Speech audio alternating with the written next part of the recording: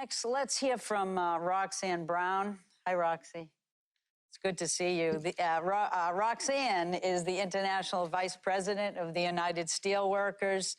The United Steelworkers represent almost 1 million American workers in manufacturing and transportation and buildings and many other critical parts of our economy.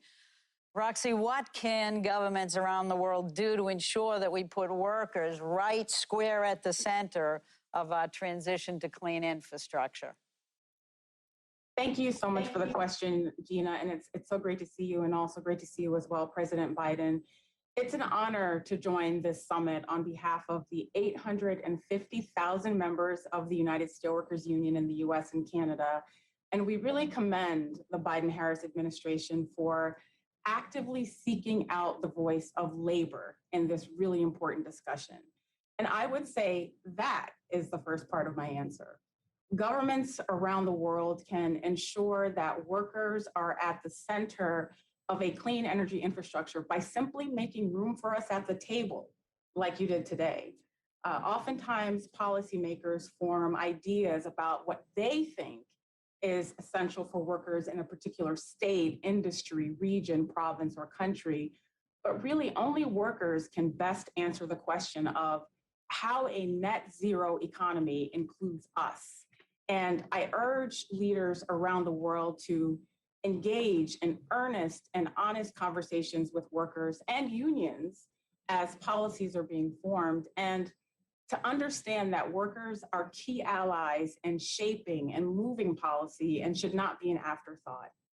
In your question, Gina, you mentioned the various sectors USW members are employed in, from the steel plate our members at Cleveland Cliffs in Gary, Indiana make, to the fiber optic cables our members at Corning in Wilmington, North Carolina make, to the Proterra electric buses our members in Los Angeles, California make, to the water system distribution services our members at American Water in Kokomo, Indiana provide, to the copper our members at Rio Tinto and Magna, Utah mine.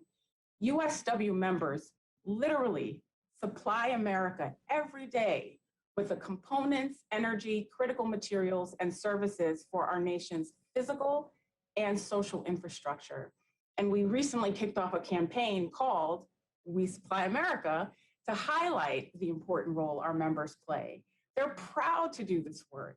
Their families depend on the good, family-sustaining union wages and benefits attached to these jobs, and communities all across this country depend on the tax base those jobs provide to help fund our schools and libraries. We must strengthen our domestic manufacturing base and support its critical workforce here at home to manufacture the next generation of these technologies. In addition to expanding and sourcing from the domestic supply chain right here, with the right policies, we can incentivize industry to decarbonize and maximize energy efficiency by investing in technologies like carbon capture, direct air capture, renewable biomass, and combined heat and power. These are all ways to ensure that workers will be at the center of US clean energy infrastructure.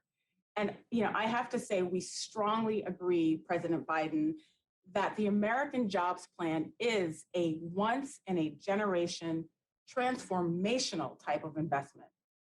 We are ready to help pass policies like the Protecting the Right to Organize Act that will help make the new jobs of the clean energy economy family and community sustaining union jobs. We are ready to support you in helping advance and revitalize existing industries, putting workers at the center of those solutions, and build an even stronger manufacturing and energy base for generations to come. Our sleeves are rolled up, mine are, you just can't see them. Our boots are on the ground, and we are ready to go. Thank you so much. Thank you. Sister Roxy never fails to supply the right words at the right time, and thank you so much. Union, not labor, union. Union, there you go. I want to just say that these unions have not just a place at the table, but we're listening, and President Biden is making sure of that. So thank you so much, Roxy. Let's turn now to